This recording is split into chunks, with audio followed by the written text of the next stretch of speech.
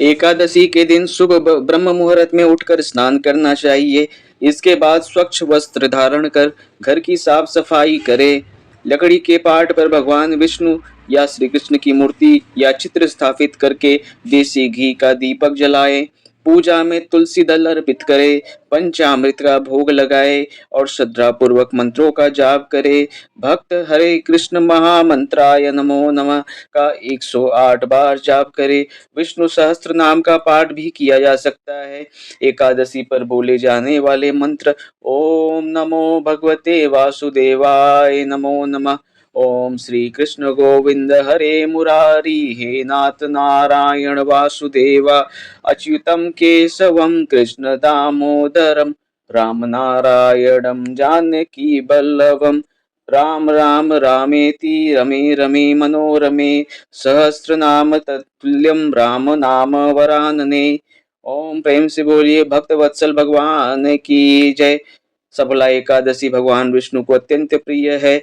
इस दिन श्रद्धालु पूरे विधि विधान से व्रत पूजा करते हैं और पाठ करते हैं। अगले दिन पारण करते हैं। मान्यता है कि सच्ची श्रद्धा और नियमों के साथ रखा गया एकादशी व्रत व्यक्ति के जीवन में सुख, संपत्ति, शांति, समृद्धि लाता है, आध्यात्मिक उन्नति लेकर आता है। यह व्रत इंद्रियों पर संयम और मन की शुद्धि और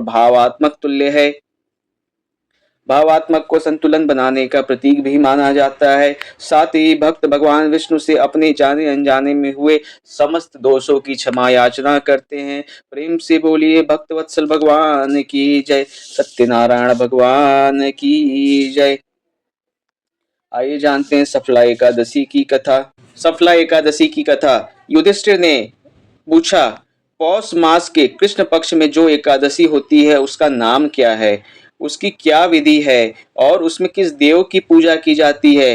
भगवान श्री कृष्ण ने कहा कि पौष मास के कृष्ण पक्ष में सफला एकादशी नाम की एकादशी होती है। उस दिन विधान से ही विधि पूर्वक भगवान विष्णु, भगवान नारायण की पूजा करनी चाहिए। सफला एकादशी को विशेष रूप से दीप दान करने का विधान है। रात में वैष्णव पुरुषों के साथ जागरण करना चाहिए।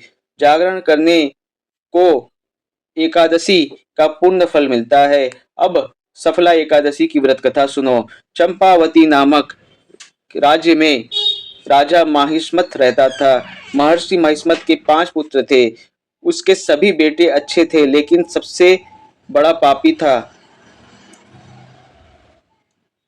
राजा के पैसे को वह पाप कर्म में खर्च कर देता था। वह दूसरों को धोखा देता था। वह सदा दुराचार और ब्राह्मणों को सताता था और निंदा करता था। वैष्णव और देवताओं की भी हमेशा निंदा करता था।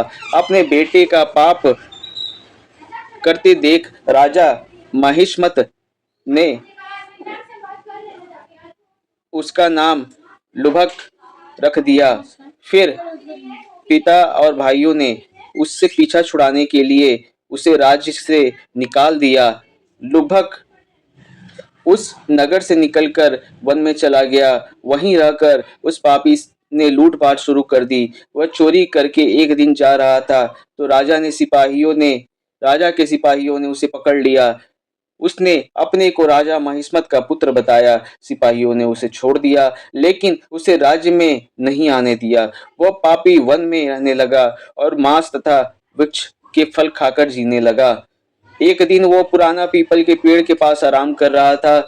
उस समय वन में एक वृक्ष एक महान देवता माना जाते थे और एक दिन किसी पुण्य के प्रभाव के से उसके द्वारा एकादशी व्रत का पालन हो गया।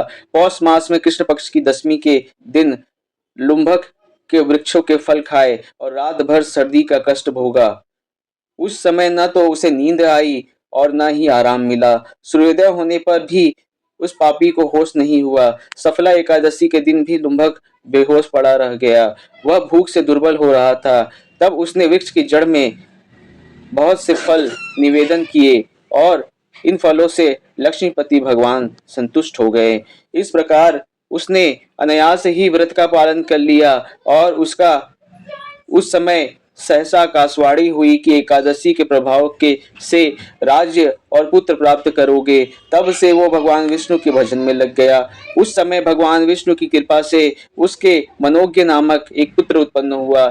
इस पुत्र को सफला एकादशी का उत्तम व्रत करता था और इस प्रकार वो सफला एकादशी का उत्तम व्रत करता था और वह इस लोक में सभी प्रकार के सुख को भोग कर मरणोपरांत मोक्ष को प्राप्त किया। प्रेम से बोलिए सच्चिदानंद भगवान की जय, सफला एकादशी की जय, सत्यनारायण भगवान की जय, भक्त वत्सल भगवान की जय,